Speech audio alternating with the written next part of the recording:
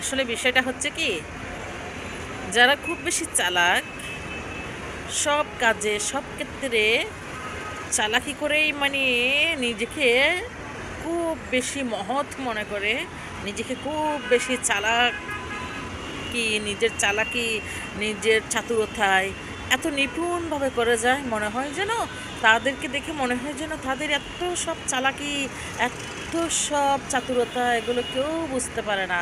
তারা বৃন্দাস স্বাধীনভাবে চালাকি করে যায় আর মনে করে যেন মানুষ তাদেরকে আসলেই কিছু বুঝতে পারছে না।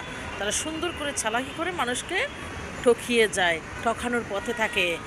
বাট মানুষ যে তাদের চালাকিটা ঠিকঠাক বুঝতে পেরে তাদের প্রতি চুপচাপ থাকে, তাদের নাটকের শেষ দৃশ্যটা দেখার জন্য তারা সেটা কখনোই মানতে চায় না, কখনোই তারা সেটা মানতে চায় না। তারা মনে করে তারা চালাকিতে খুব পটু এবং তারা মানুষ ঠকিয়ে খুব সাকসেস। ভিডিওটা সবার মাঝে শেয়ার করে দিয়ে আমার পেজে একটা ফলো দিয়ে দিবেন, আর আমার ইউটিউব চ্যানেল সায়েন্স অ্যাক্টিভিটিসে একটু সাবস্ক্রাইব করে দিবেন। তো কথা হচ্ছে, চালাকি করে কাউকে টকানোর চেষ্টা করবেন না।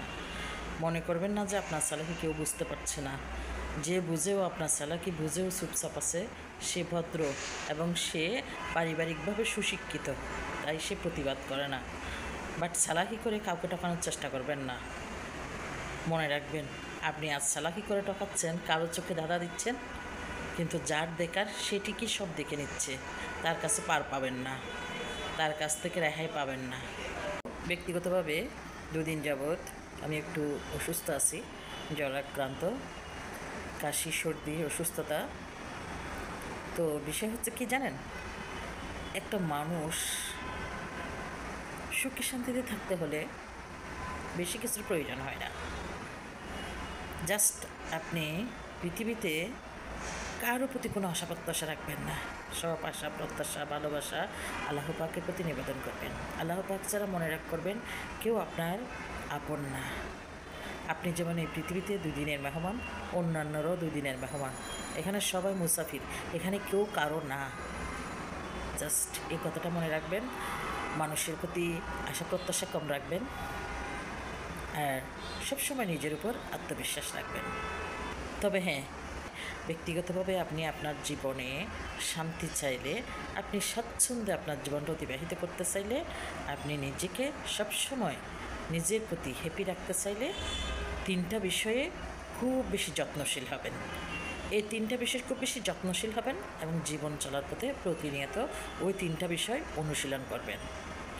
নাম্বার 1, আপনি কারো উপকার করতে না পারলেও কারো অপকার করবেন না, কারো প্রতিহিংসা রাখবেন না এবং কারো প্রতি কোনো অতিরিক্ত আশা প্রত্যাশাও রাখবেন না।